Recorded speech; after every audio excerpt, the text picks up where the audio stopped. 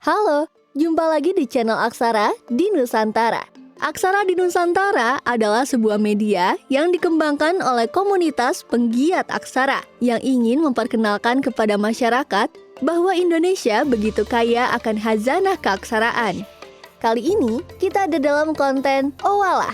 Owalah adalah konten di mana pertanyaanmu akan dijawab oleh para penggiat aksara. Pertanyaan kali ini berasal dari akun Instagram Hafiza Rizky yang akan direspon oleh tim internal Aksara di Nusantara dan Bahno. Pertanyaannya adalah, apakah ada aksara Batak hasil kesepakatan Lokakarya tahun 1988? Baik, di playgoogle.com kami menemukan sebuah buku yang bisa menjawab pertanyaan ini. Buku itu berjudul Dolok Pusut Buhit, karya Gens Gemalau, terbitan tahun 1994 yang diterbitkan oleh Balai Pustaka.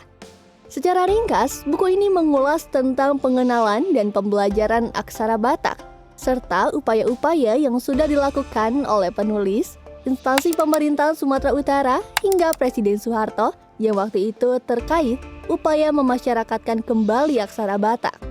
Pada halaman 86 disebutkan bahwa keputusan Presiden nomor 116/B/1987 tertanggal 16 September 1987 telah membuka pendanaan kepada program-program penelitian aksara-aksara daerah.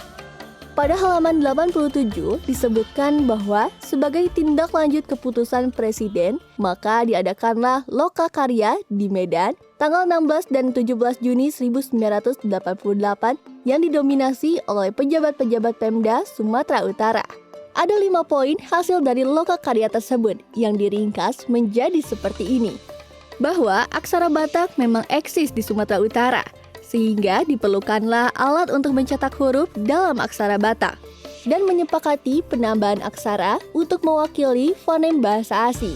Bahwa kesepakatan ini tidak lantas menghilangkan bentuk-bentuk aksara Batak sebelumnya yang sudah ada, dan itu tetap dipertahankan oleh masing-masing sub-etnis penggunanya, yang kemudian dilanjutkan dengan poin-poin pernyataan yang salah satunya menyebut aksara ini dengan nama Surat Pustaha. K dalam tulisan Surat Pustaha itu sepertinya typo ya, karena ada penulisan-penulisan selanjutnya tertulis Pustaha. Namun, kemudian bentuk-bentuk pada Surat Pustaha atau aksara Batak hasil Lokakarya 1988 ini dikritik oleh Uli Kozok. Siapakah Uli Kozok? Uli Kozok adalah seorang profesor berkebangsaan Jerman yang lahir pada tahun 1959 dan kini merupakan profesor di Department of Hawaiian and Indo-Pacific Language and Literature, University of Hawaii, Manoa, Amerika Serikat.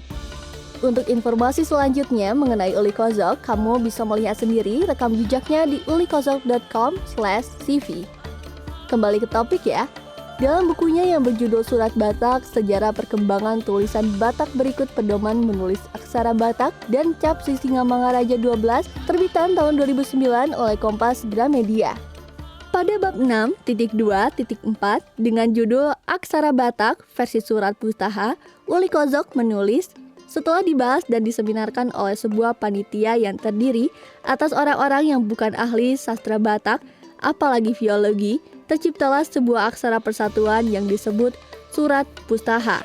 Hasilnya sangat menyedihkan, dan ironisnya, aksara yang diberi gelar tambahan Pustaha itu menyimpang jauh dari bentuk-bentuk aksara yang lazim dijumpai di pustaha-pustaha Batak. Lebih lanjut, Uli Kozok juga menganggap alat pencetak aksara Batak yang dijanjikan oleh Presiden pada saat itu tidak pernah beroperasi sampai ketika ia menulis ini. Maka kemudian Surat Pustaha dapat dianggap gagal. Namun, menurutnya ini adalah kabar baik karena hal ini dapat membawa kesempatan untuk memperkenalkan kembali aksara Batak yang bentuknya lebih sesuai dengan sumber-sumber naskah yang ada. Uli Kozok juga menyebut contoh aksara yang menyimpang dan diantaranya adalah huruf ma, huruf ja, dan huruf ya. Oh walah, jadi gitu. Semoga terjawab ya Hafiza Rizky. Kalau kamu punya pertanyaan lain, tulis di kolom komentar ya. Jika beruntung, pertanyaanmu akan kami ulas dalam konten Owala episode berikutnya. Jangan lupa dukung terus kami agar tetap semangat berkarya dengan like dan subscribe akun ini. Atau bisa juga dengan melakukan pembelian kaos-kaos Aksara atau produk-produk lainnya yang ada di toko Bahno. Bahno adalah mesin penggerak utama dari konten-konten Aksara di Nusantara. Produknya bisa kamu cek di website atau di Tokopedia dan Shopee. Apresiasimu dalam pembelian produk Bahno akan melancarkan proses produksi video di channel ini. Terima kasih sudah menyimak, sampai jumpa di episode berikutnya.